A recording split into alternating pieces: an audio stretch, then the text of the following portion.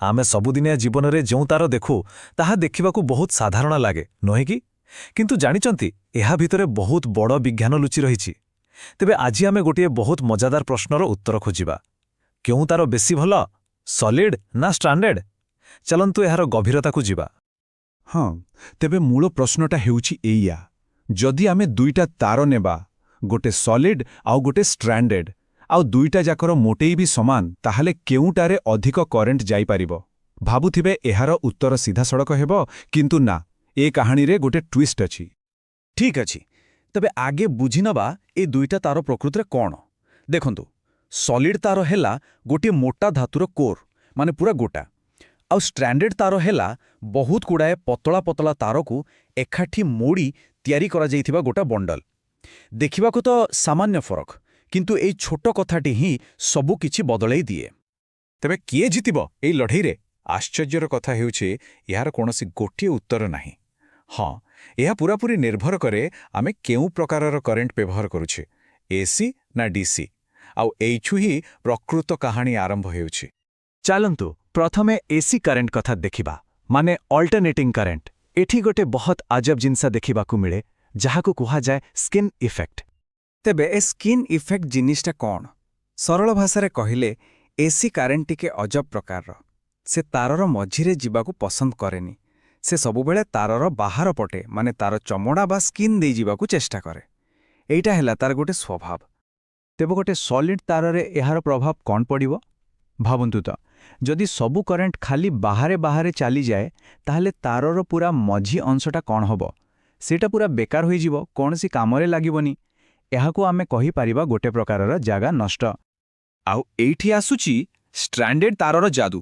କାରଣ ଏଥିରେ ତ ଗୋଟିଏ ନୁହେଁ, ବହୁତ ଗୁଡ଼ାଏ ପତଳା ତାର ଅଛି। ତେଣୁ ପ୍ରତ୍ୟେକ ତାରର ନିଜ ନିଜର ବାହାର ପୃଷ୍ଠ ବା ସ୍କିନ୍ ଅଛି।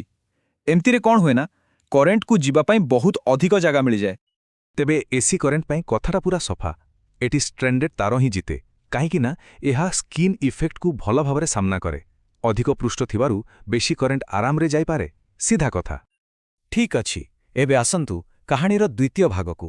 ଏଥର ଦେଖିବା ଡିସି, ମାନେ ଡାଇରେକ୍ଟ କରେଣ୍ଟ କ୍ଷେତ୍ରରେ କ'ଣ ହେଉଛି। ଆଉ ଏଠି ଖେଳ ପୁରା ଓଲଟିଯିବ।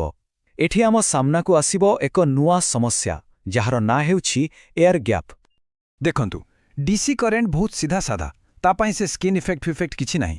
ସେ ତାରର ପୁରା ଅଂଶକୁ ବ୍ୟବହାର କରେ, ମଝିରୁ ଆରମ୍ଭ କରି ଶେଷ ପର୍ଯ୍ୟନ୍ତ ସବୁ ଜାଗାରେ ସମାନ ଭାବରେ ପ୍ରବାହିତ ହୁଏ। ଏବେ ଆପଣ ଭାବୁଥିବେ, ବାଃ, ସ୍କ୍ରିନ୍ ଇଫେକ୍ଟ ତ ନାହିଁ, ତାହେଲେ ତ ଷ୍ଟ୍ରାଣ୍ଡେଡ୍ ତାର ପାଇଁ ଆହୁରି ଭଲ ହେବା କଥା। କିନ୍ତୁ ନା, ଏଇଠି ହିଁ ତାର ପ୍ରକୃତ ସମସ୍ୟା ଆରମ୍ଭ ହୁଏ। ଆଉ କାରଣଟା ଜାଣିଲେ ଆଶ୍ଚର୍ଯ୍ୟ ହେବେ। ସମସ୍ୟାଟା ହେଲା ଏୟାର ଗ୍ୟାପ୍। ମାନେ ଷ୍ଟ୍ରାଣ୍ଡେଡ୍ ତାର ଭିତରେ ଯେଉଁ ଛୋଟ ଛୋଟ ତାରଗୁଡ଼ାକ ଥାଏ, ସେମାନଙ୍କ ମଝିରେ ତ ଟିକେ ଟିକେ ଫାଙ୍କା ଜାଗା ରହିଯାଏ, ନୁହେଁ କି? ସେଇ ଫାଙ୍କା ଜାଗାରେ କ'ଣ ଥାଏ? ଖାଲି ପବନ। ଆଉ ପବନରେ ତ କରେଣ୍ଟ ଯାଇନି, ତାମାନେ ସେତିକି ଜାଗା ପୁରା ବେକାର। ଏମିତି ଭାବନ୍ତୁ, ସମାନ ମୋଟେଇର ଦୁଇଟା ତାର ନେଲେ। ଷ୍ଟ୍ରାଣ୍ଡେଡ୍ ତାରରେ କିଛି ଧାତୁ ଆଉ କିଛି ପବନ ଅଛି, କିନ୍ତୁ ସଲିଡ୍ ତାରରେ ସେଥିରେ ଟିକେ ବି ଫାଙ୍କା ନାହିଁ, ତାହା 100% କେବଳ ଧାତୁ। ତେଣୁ ଡିସି କରେଣ୍ଟ ପାଇଁ ଫୈସଲା ପୁରା ସ୍ପଷ୍ଟ। ସଲିଡ୍ ତାର ହିଁ ଜିତେ, କାରଣ ଏଥିରେ ଟିକେ ବି ଜାଗା ନଷ୍ଟ ହୁଏନି। ଯେତିକି ଅଧିକ ଧାତୁ, ସେତିକି ଅଧିକ କରେଣ୍ଟ ଯିବା ପାଇଁ ରାସ୍ତା। ସିମ୍ପଲ୍। ତାହେଲେ ଏତେ ସବୁ କଥା ପରେ ଶେଷ ନିଷ୍ପତ୍ତି କ'ଣ ହେଲା? ଚାଲନ୍ତୁ ଏସି ଆଉ ଡିସି ପାଇଁ ସବୁକିଛିକୁ ଏକାଠି କରି ଦେଖିନେବା। ତେବେ ମୋଟାମୋଟି କଥା ହେଲା, ଯଦି ଏସି କରେଣ୍ଟ ଅଛି, ତେବେ ଷ୍ଟ୍ରାଣ୍ଡେଡ୍ ତାର ସବୁଠୁ ଭଲ, କାରଣ ସେ ସ୍କିନ୍ ଇଫେକ୍ଟକୁ ସମ୍ଭାଳି ନିଏ। ଆଉ ଯଦି ଡିସି କରେଣ୍ଟ ଅଛି, ତେବେ ସଲିଡ୍ ତାର ହେଉଛି ବେଷ୍ଟ, କାରଣ ସେ ଏୟାର ଗ୍ୟାପ୍କୁ ଜାଗା ଦିଏନି। ଦେଖିଲେ ତ ଗୋଟିଏ ସରଳ ନିୟମ, କିନ୍ତୁ କେତେ ଗୁରୁତ୍ୱପୂର୍ଣ୍ଣ। ଏବେ ତ ଆପଣ ଏହା ପଛର କାହିଁକି ଜାଣିଗଲେ। ଏଥର ଯେତେବେଳେ ବି କୌଣସି ତାର ଦେଖିବେ, ଘରର ସୁଇଚ୍ ବୋର୍ଡ ଭିତରେ ଥିବା ଏସି ତାର ହେଉ କି ଗାଡ଼ିର ବ୍ୟାଟେରୀରୁ ଆସୁଥିବା ଡିସି ତାର, ଆପଣଙ୍କୁ ତା ପଛ କାରଣ ଜଣାଥିବ। ଟିକେ ଭାବି ଦେଖନ୍ତୁ ତ, ଆମ ଚାରିପାଖରେ ଇଞ୍ଜିନିୟରିଂ କେତେ ସୂକ୍ଷ୍ମ ଆଉ କେତେ ଚିନ୍ତା କରି ତିଆରି କରାଯାଇଛି।